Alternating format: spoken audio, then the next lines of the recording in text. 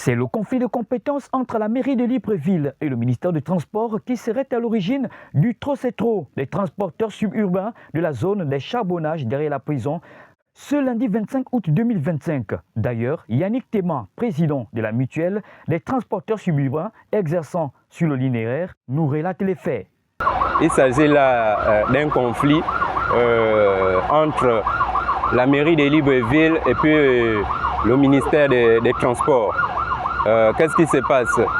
La mairie de Libreville a longtemps géré l'activité de transport, c'est-à-dire que c'est elle qui venait à chaque fois, via leur gestionnaire, prélever les taxes sur les transporteurs que nous sommes. Mais depuis un certain moment, le ministère des Transports aussi veut se réapproprier ses prérogatives. Donc, raison pour laquelle ils ont aussi envoyé un gestionnaire sur le terrain qui doit faire la même chose que le gestionnaire de la mairie. Donc nous, en tant que transporteurs, on se retrouve avec deux gestionnaires sur le terrain.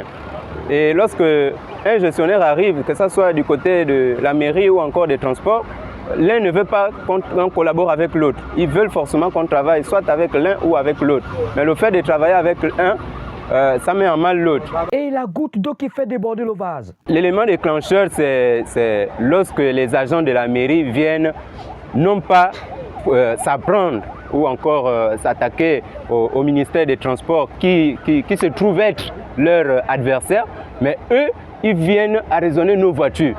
Ce sont nos voitures. Nous les achetons nous-mêmes. C'est vrai que c'est des vieilles voitures, mais nous les achetons nous-mêmes, nous les entretenons nous-mêmes et ça aide les populations. Mais pourquoi, pour un problème qui ne nous concerne pas, on va venir arrêter nos voitures? Raison pour laquelle nous nous sommes levés pour dire aucune voiture ne bouge. Donc raison pour laquelle vous avez vu tout ce désordre-là. Il ne serait pas question d'une revendication fortuite, comme d'aucuns pourraient le penser, mais d'un arrimage à la volonté du chef de l'État. Nous louons les efforts du président de la République et tous ses membres du gouvernement. Et sincèrement, c'est désolant. C'est désolant parce que nous, les jeunes Gabonais, par exemple, moi en tête, vous avez vu ma voiture là-bas, c'est écrit « l'État ne peut pas tout faire ». Vous allez voir la voiture là tourner dans Libreville ou encore sur ce linéaire là. L'État ne peut pas tout faire. C'est un message vraiment très profond que les gens devraient comprendre.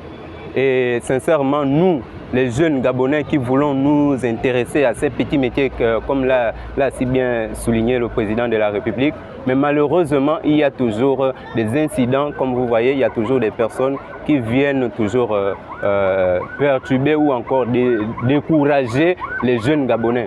Voilà qui met au grand jour les turpitudes dans lesquelles notre administration est toujours engouffrée, malgré la volonté de changement qui s'impose à notre pays. Toutefois, l'adage dit, quelle que soit la durée de la nuit, le soleil apparaîtra.